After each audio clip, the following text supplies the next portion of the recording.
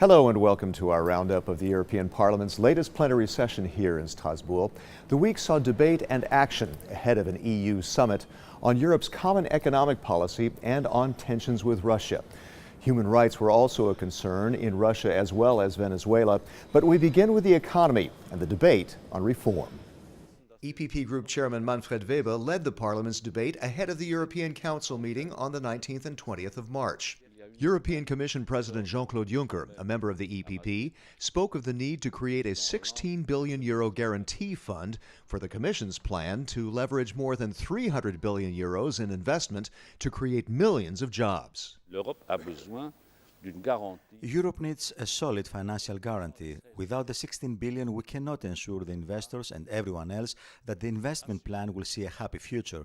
For that reason, I must firmly insist on the absolute necessity to give the strategic fund a guarantee fund of 16 billion.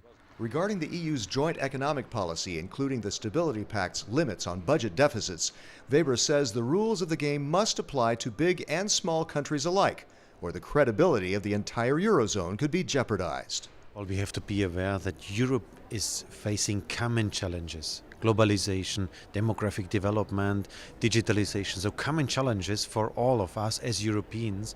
And that's why we need reforms, and that's why we need stability in our budgets. That is our EPP answer.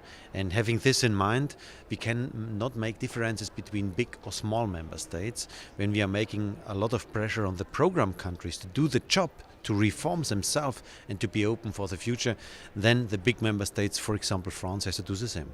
Earlier in a press conference, Weber slammed the new Greek government for delaying on its promise to propose concrete reforms. What is still missing from Greece are concrete reform proposals. In our opinion, Prime Minister Tsipras cannot continue to muddle along. In Brussels, he says something different from what he says in Greece, and that is not acceptable. He must talk straight to his citizens that there is no alternative to the path of reform in Greece, that it must be continued, and above all, that his own campaign promises will not be kept.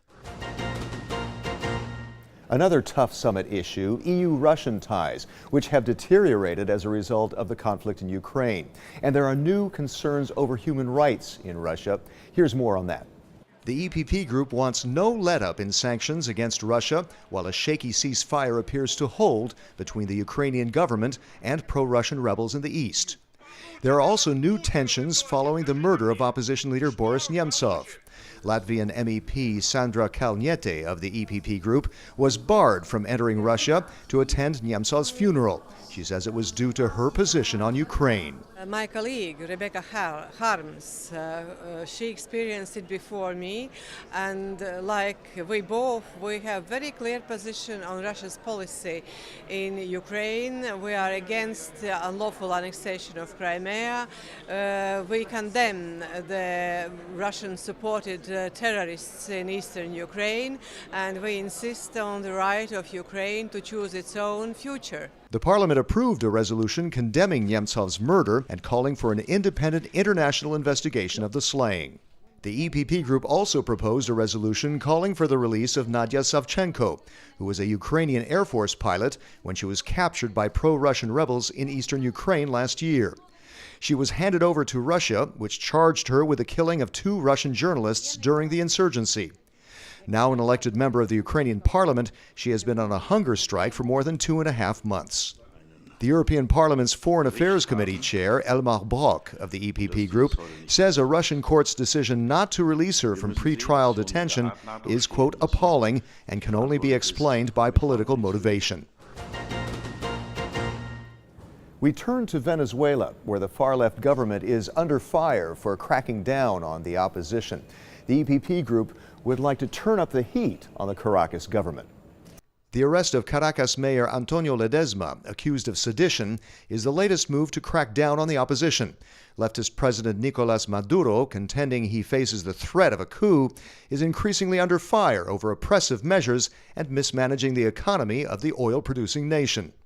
In Strasbourg, Ledesma's wife came to seek the European Parliament's support of the Venezuelan people. Nicolás Maduro habla de golpe. Nicolas Maduro speaks of a coup. We speak about the coup to the stomachs of Venezuelans when we have to wait in enormous lines to buy 2 or 3 basic necessities. She laid the responsibility of her husband's well-being and those of other political detainees squarely on Maduro. The lives of all political detainees. At this moment I speak for my husband, for our family. The life of Antonio Ledesma depends on him. She joined with Spanish MEP Luis de Grandes of the EPP Group, who has spearheaded a resolution calling on Venezuela to respect human rights and to free political prisoners. Facing the situation, the Parliament cannot and should not remain silent. That is what we will do with this resolution, aimed at consensus among the different political forces to send a heavy, strong message demanding democracy and freedom. That's all for now from this Strasbourg session. See you next week in Brussels, and find out more about the activities of the largest political force in Parliament by checking eppgroup.eu. Thanks for watching, and see you again soon.